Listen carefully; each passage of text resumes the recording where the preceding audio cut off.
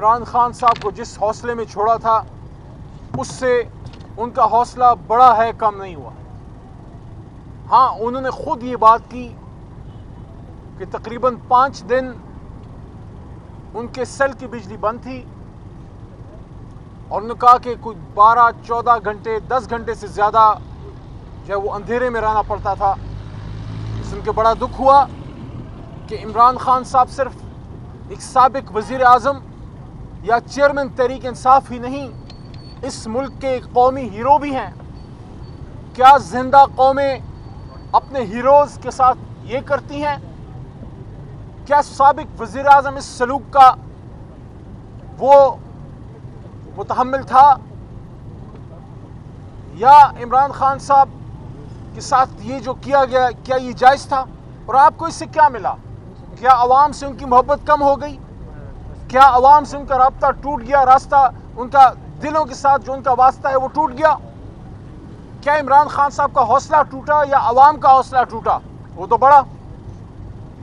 کیا آپ اس کو نہیں سمجھتے کہ جو 2 سال سے تحریک انصاف اور عمران خان صاحب کے ساتھ ہو رہا ہے، جو قوم کے لیڈر کو، امت کے ایک بڑے لیڈر کو اڈیالہ جیل کی اس کال کوٹری میں ڈالا ہے، اس سے قوم میں نفرت اور غصہ پیدا ہو رہا ہے؟ میں نے کبھی ضیاء صاحب کے زمانے میں، ہم سٹوڈنٹ تھے، کم عمر تھے، لیکن یاداشت ہے، یا مشرف صاحب کا جب ایمرجنسی آئی، ہم نے کبھی قوم اور اداروں کے بیچ میں اتنا فاصلہ نہیں دیکھا جو ابھی ہے، جو نہیں ہونا چاہیے، کیونکہ ہمارے لیڈر، قوم کے لیڈر عمران خان صاحب نے ہمیشہ یہ بات کی ہے کہ ملک بھی میرا ہے، فوج بھی میری ہے، ادارے بھی میرے ہیں۔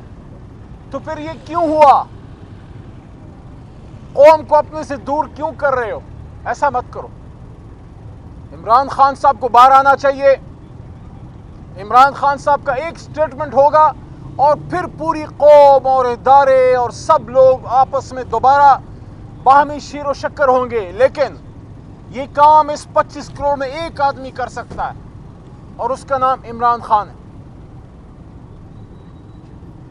جو ہمارے ساتھ کیا گیا اور جو ہو رہا ہے، جو 26ویں آئینی ترمیم جس طریقے سے پاس کی گئی، وہ فسطائیت آج بھی جاری ہے۔ یہ کیا میسج ہے؟ یہ مسلم لیگ نون پنجاب میں حکومت ہے۔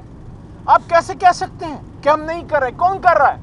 حکومت آپ کی ہے، وزیر اعلیٰ صاحبہ خود بیٹھی ہیں، آپ خاتون ہیں، آپ کی حکومت کے نیچے خواتین کے ساتھ جو کیا جا رہا ہے، آپ کیسے ہی کہہ سکتے ہیں کہ کوئی اور کر رہا ہے، ہم لوگ نہیں کر رہے؟ اگر آپ لوگ کر رہے ہیں تو قابل شرم ہے، لیکن اگر آپ لوگ خدا نخواستہ اتنے بیکار ہو گئے کہ آپ نہیں کر رہے، کوئی اور کر رہے، تو پھر کرسی چھوڑ دیں۔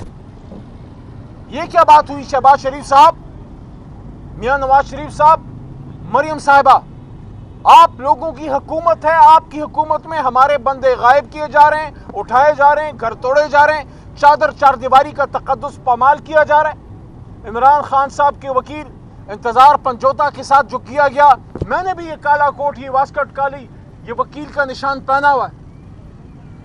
آپ مجھے بتائیں، باقی باتیں چھوڑیں۔ انتظار پنجوتا کے بچوں نے، اور مجھے نعیم نے بتایا تھا جو ان کے کزن ہیں ہمارے وکیل خان صاحب کے، نعیم حیدر نے، کہ ان کی بچیاں ہیں، ان بچیوں نے جب اپنے باپ انتظار پنجوتا کو اس حالت میں دیکھا ہوگا، آپ مجھے بتائیں کیا وہ آپ سے پھر محبت کریں گے؟ کیا آپ قابل فخر کردار ادا کر رہے ہیں؟ اور پاکستان کے نوجوان مڈل کلاس کو کیا میسج دے رہے ہیں کہ چاہے آپ CSS کر لیں، چاہے آپ وکیل بن جائیں، ڈاکٹر بن جائیں، اگر آپ حق بات پہ کھڑے ہوں گے تو آپ کے ساتھ یہ کیا جائے گا جو اعظم سواتی کے ساتھ کیا جا رہا ہے، جو انتظار پنجوتا کے ساتھ کیا گیا۔ قوم کا بیٹا بہادر، جس طرح شہریار خان آفریدی نے سڈیالہ جیل میں مصیبتیں جھیلیں، ایک اور بیٹا قوم کا مراد سعید، جو کب سے اپنی جان بچانے کے لیے روپوش ہے۔ اس دھرتی کا ایک اور بہادر بیٹا بلوچستان کا سپوت قاسم خان سوری، جو فخر ہے بلوچستان کا نہیں، پورے پاکستان کا، اس کو ملک چھوڑنا پڑا۔ یہ کیوں کیا جا رہا ہے؟ آج پاکستان سے، آج عمران خان نے خود مجھے یہ کہا کہ نوجوان ملک سے جا رہے ہیں، برین ڈرین ہو رہا ہے، لوگوں کو امید نظر نہیں آ رہی اس حکومت میں اور اس پورے نظام میں۔ لیکن انہوں نے ایک بڑی زبردست بات کی جو میں آپ سے کہنا چاہتا ہوں۔ خان صاحب نے کہا، دیکھو، جب آپ حق راستے پہ چلتے ہیں، جب آپ حق کے راستے پہ ہوتے ہیں تو مشکلات تو آتی ہیں، تو مشکلات کے لیے ہم سب حاضر ہیں، لیکن ہر چیز کی ایک حد ہوتی ہے۔ ٹرمپ کے الیکشن کے حوالے سے بڑی باتیں ہو رہی ہیں، خان صاحب سے اندر پوچھا بھی گیا، خان صاحب نے صرف اتنا کہا کہ ہمیں یہ امید ہے کہ کم از کم اب جو بھی حکومت آئے گی وہ نیوٹرل رہے گی، کسی کی سائڈ نہیں لے گی۔ تو میں یہ کہتا ہوں کہ امید، علی محمد یہ کہتا ہے کہ امید ہمیں کسی دنیا کی طاقت یا شخص سے نہیں ہے، امید ہمیں اپنے رب سے ہے، لیکن یہ امید ضرور ہے کہ یہ ایڈمنسٹریشن جو چینج ہوئی ہے، پچھلی ایڈمنسٹریشن جو بائیڈن صاحب کی تھی اس کے نیچے رژیم چینج ہوا تھا، ہمیں امید ہے کہ اس نئی ایڈمنسٹریشن کو اپنی غلطی کا احساس ہوگا کہ ایک نیوکلیر اسلامک اسٹیٹ جس میں 25 کروڑ کی عوام ہے، اس کے محبوب لیڈر کو کسی غیر آئینی غلط طریقے سے رژیم چینج کرنا، یہ کسی بھی طرح سے نہ ان کے مفاد میں ہے، نہ باہمی تعلقات کے لیے بہتر ہے، بلکہ ہونا تو یہ چاہیے کہ پاکستان اس علاقے نہیں پورے دنیا میں ایک اہم ترین اسلامی ملک ہے، اس کو اس کی ڈیو عزت ملنی چاہیے، اور اس عزت کا تقاضا یہ ہے کہ یہ قوم جس لیڈر کو اپنا لیڈر مانے، اس لیڈر کو لیڈر کا رول دیا جائے، اس لیڈر کو اس قوم کو لیڈ کرنے دیا جائے۔ اس کا انجام یہ نہیں ہونا چاہیے کہ کسی کو روڈ پہ مار دو، کسی کو شہید کر دو، اور جو کسی بھی طریقے سے نہ مانے اس کو 460 دنوں سے جیل میں ڈال دو۔ تو یہ جس طریقے سے آئینی ترامیم کی گئی بالکل غلط تھا۔ اور اب آخری بات، یہ جو ابھی پرسوں کچھ قانون پاس کیے گئے ہیں جس میں آرمی ایکٹ بھی ہے اور جس میں سپریم کورٹ کے حوالے سے ججوں کی تعداد کا اضافہ بھی ہے۔ دیکھیں، شخصیات آتی جاتی رہتی ہیں، آج عاصم منیر صاحب ہیں، کل کوئی اور ہوگا، ان سے پہلے کوئی اور تھا، عہدہ رہتا ہے، ادارہ رہتا ہے۔ ہماری کنسرن یہ ہے کہ آپ نے جو بھی قانون پاس کرنا تھا، آپ نے اپوزیشن سے انگیج کیوں نہیں کیا؟ حکومت نے اپوزیشن سے رابطہ کیوں نہیں کیا؟ آپ نے اس پہ ڈیبیٹ کیوں نہیں کی؟ کیا یہ ہمارا ملک نہیں ہے؟ کیا یہ ہمارا ادارہ نہیں ہے؟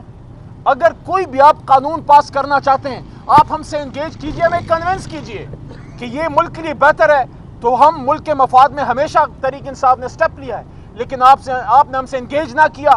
آپ نے قائمہ کمیٹی برائے قانون میں یا قائمہ کمیٹی برائے ڈیفنس میں یا قومی اسمبلی کے فلور پہ اس پہ ڈیبیٹ نہیں کی۔ یہ اس کو پہلے قومی اسمبلی کو ڈیبیٹنگ کلب کہتے تھے، میں نے اس دن اس کا نام بدل دیا کہ ڈیبیٹنگ کلب کی جگہ اب اس کو پوسٹ آفس کہو، کیونکہ اب تو تقریر بھی نہیں ہوتی، اب تو لکھا لکھایا آتا ہے، اس پہ ٹھپا مار دیتے ہیں۔ بلکہ میں کہتا ہوں خرچہ بچاؤ، خرچہ بچاؤ، سارے پارلیمنٹیرینز کی جگہ ایک پوسٹ آفس کا کلرک بٹھا دو تاکہ جو چیز آئے ٹھپا لگا کے آگے فارورڈ کر دے۔ اور اگر یہ پارلیمان ہے تو یہاں ڈیبیٹ ہونی چاہیے۔ آپ نے اگر کسی ادارے کے سربراہ کی مدت میں توسیع کرنی ہے، ٹائم فریم میں، یا کچھ بھی کرنا ہے، اس کو ڈیبیٹ کریں، اگر اچھا ہے تو پاکستان کے مفاد میں ہم آپ کے ساتھ ہیں، لیکن آپ نے تو ڈیبیٹ ہی نہیں کیا۔ ماضی میں ایکسٹینشنز بھی ملی ہیں، لیکن اصولی طور پہ تحریک انصاف ایکسٹینشنز کے حق میں نہیں ہے۔ ہم سمجھتے ہیں کہ ادارہ مضبوط ہونا چاہیے، اور جب آپ ایک طویل مدت تک آپ ایکسٹینشن دیتے رہتے ہیں تو اس سے ادارہ جو ہے اس کی اسٹرینتھ میں کمی آتی ہے۔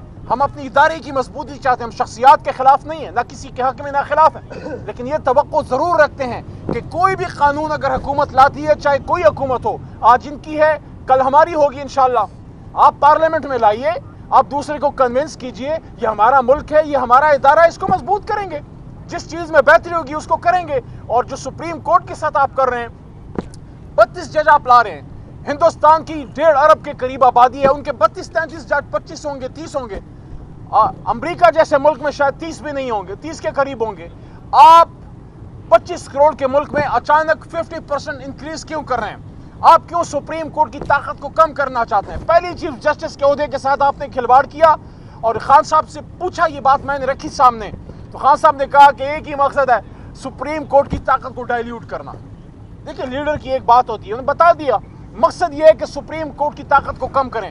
آپ 32 جج لانا چاہتے ہیں، آپ نے ڈیبیٹ کیا، آپ نے قائمہ کمیٹی برائے قانون میں اس کو لائیں، وکلاء سے، بار کاؤنسل سے آپ نے ڈسکشن کی ہے، آپ اچانک جو ہے ایک چیز لے کے آگے، اس کو آپ نے پاس کیا اور فوری آپ نے اجلاس ختم کیا۔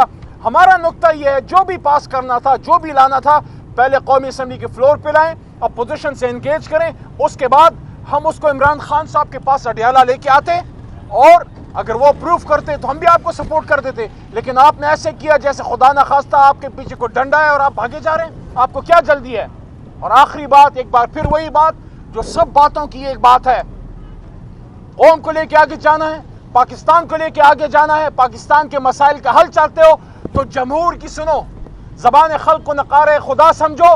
زبان خلق 8 فروری کو بولی تھی اور ایک ہی آواز میں بولی تھی کہ کون بچائے گا پاکستان؟ اللہ کے کرم سے عمران خان۔ آپ عمران خان کو باہر لے کے آئیں، ان کو موقع دیں، انشاءاللہ جب ہمیں ہمارا مینڈیٹ واپس ملے گا، عمران خان صاحب باہر آئیں گے، واپس پاکستان کے وزیر اعظم بنیں گے۔ سفر وہیں سے شروع ہوگا جہاں سے بیرون ایما پہ روکا گیا تھا، رجیم چینج کی گئی تھی۔ انشاءاللہ پاکستان آگے بڑھے گا، پاکستان ترقی کرے گا، لیکن اس کے لیے جب تک فسطائیت ختم نہیں ہوگی، ظلم ختم نہیں ہوگا، اور عمران خان جیسے لیڈر کو آپ اندر رکھیں گے، بھول جائیں کہ پاکستان ترقی کرے گا۔ پاکستان ترقی تب کرے گا جب آپ عوام کی سنیں گے، اور عوام کی ایک ہی رائے ہے کہ پاکستان کا مستقبل تحریک انصاف کے ساتھ ہے، عمران خان صاحب کے ساتھ ہے۔ بہت شکریہ۔